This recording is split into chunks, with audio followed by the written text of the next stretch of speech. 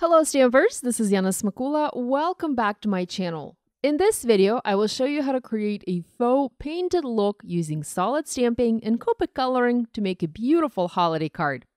This is the card we'll be making in today's video. It features a simple design with a beautiful, what appears to be painted-like wreath. I'm no painter, I don't really like to draw, but I do like to stamp and color. And with the help of both, we can easily create a festive holiday card and a look like this. I'm going to start by creating a background for this card. For this, I'm using a sheet of light blue cardstock and a number of skinny strip sentiment stamps. I want to have a text background for this card, but because I don't have one, I'm going to make it using single individual stamps. It's very easy to do. I've already positioned a bunch of sentiment stamps on the lid of my Misty stamping tool. All of these sentiments come from the Bitty Holiday Wishes stamp set. I grouped them together to cover about a half of an A2 card front. With the help of a stamping tool like Misty, I can easily stamp this cluster twice to cover the entire background. Because I want to heat emboss these, I'm using my anti-static powder tool and applying the powder all over the background. This will help to keep my embossing neat. Next, I'm inking the stamp grouping with a clear embossing ink and stamping onto the top part of the panel. With this done, I'm now sliding the panel up in my stamping tool. I'm making sure it is aligned, and I'm stamping the same grouping of sentiments again in clear embossing ink in the bottom part of the panel, completing the background. Now, all that's left to do is add embossing powder and heat set it. I'm using clear powder with some pearl shine to it for some extra sparkle for this card. I'm making sure to move my heat tool around the panel, and I'm not keeping it in the same spot for too long to prevent my paper from warping. I love the result. So easy to make, and I didn't even have to use a background stamp. I actually stamped a bunch of backgrounds like this on different colors of cardstock and used different colors of embossing powder for some fun backgrounds for future projects. Next, I'm going to stamp a wreath. For this, I'm using a large wreath image from the Joy Wreath stamp set. The image of a wreath is very simple and basic even, and that's great because this allows us to add our own personal touches to it. My plan is to stamp the wreath twice in two different colors of ink and add some Copic coloring to one of the layers. I'm once again using my Misty stamping tool and stamping the image using green ink.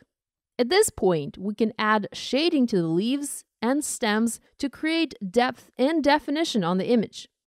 Think of this as coloring an outline image, but instead you're coloring a solid one.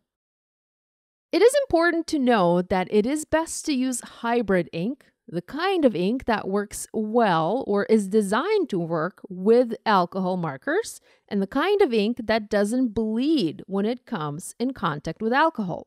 This is the kind of ink I used for my stamping.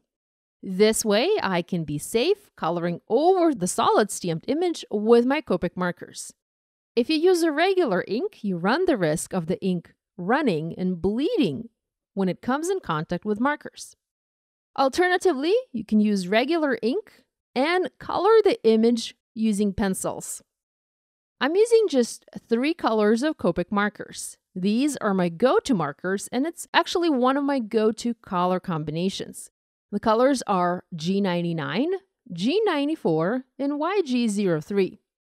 As I finish coloring one of the branches that make up the wreath, you can see how big of a difference that made. This took a simple, flat wreath to a beautiful dimensional image with little effort. I finished coloring the entire wreath image, and look how gorgeous it turned out. I think it's such a stunning image, and because of its simplicity, it has a lot of potential. Like I mentioned earlier, I want to stamp the wreath twice. So I've positioned the panel back in my Misty stamping tool. I repositioned the stamp. This time, I want the branches to overlap those that I've already stamped and colored, and now I'm stamping the wreath in a different, slightly lighter color of ink. I'm actually not going to color the second layer, although you can if you want to. I like to leave mine as is. I'm adding a large joy in the center of the wreath, and I'm stamping it using clear embossing ink as I want to heat set this image.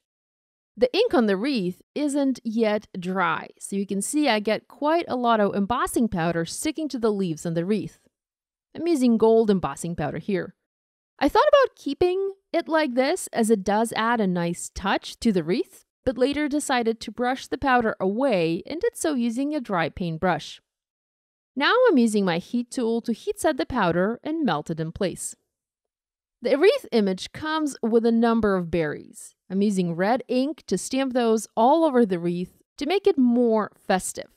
I'm using dye ink for this, and while it does add red color to the image, where it overlaps the dark coloring in the most dark stamping, the red isn't as vivid as I would like it to be. This kind of ink is translucent, it's not opaque. I can intensify the color and add to the whole hand-painted look using an opaque coloring medium. In this case, I have a red opaque pen, and I'm simply using it to color over the berries to add more color and hide that green underneath. You will need to use some sort of an opaque medium. Copic marker will not work here. You can use a pencil or an opaque pen or even paint. Having done that, I just need to add a white highlight to each of the berries to make them look a bit more real. I'm using a white pen for this and just carefully adding a small or a large white dot onto each of the red circles. It makes a huge difference, I think. Everything is in the small details. Next, I need to heat emboss a sub-sentiment for this card, and I'm using one that reads, "With love at Christmas." I'm stamping it in clear embossing ink onto red cardstock, covering with white embossing powder and heat setting to melt it in place. I trimmed the sentiment panel to a skinny strip, also created little V-shaped ends using scissors on both ends of the strip. I also want to add one additional image to this card, mittens. These come from the reindeer stamp set. I stamped the image in black Copic marker-friendly ink onto white paper, and now I'm using a selection of Copic markers to add color. These are again my go-to colors for coloring anything red. I'm starting with R39, adding R27, R24, and blending the center in using the R22 marker. I'm also using the same green markers I used before to finish the coloring. I apologize, my camera wasn't focusing on the paper, but rather on the marker. My regular camera is being repaired, so I'm using a backup one to film this. There's a coordinating die available, and so I used mine to cut this image out in my die cutting machine. Okay, it's time to assemble our card. I've already adhered the background to A2 white side-folding card base. I also trimmed the wreath panel down slightly, and now I'm using scissors to make a large V cut. I first measured the center. I added a small hole using my tool-in-one. Next, I made a cut into the center, and then 2 cuts from the corners to the center where the dot was made. This is the easiest way for me to make a perfect V cut. Next, I'm using foam adhesive squares to foam mount the panel onto the card. I'm adding a sentiment strip using foam adhesive as well, and finally adhering the little mittens in place using more foam squares. And the card is done. I hope this video has given you some ideas how to enhance your solid stamped images with the help of some simple coloring. Give it a try. If you do, please share online and tag us on social media. We always love seeing what you guys are making. Subscribe now and do hit that bell icon not to miss any new card making tutorials. Thanks for watching. I'll see you next time.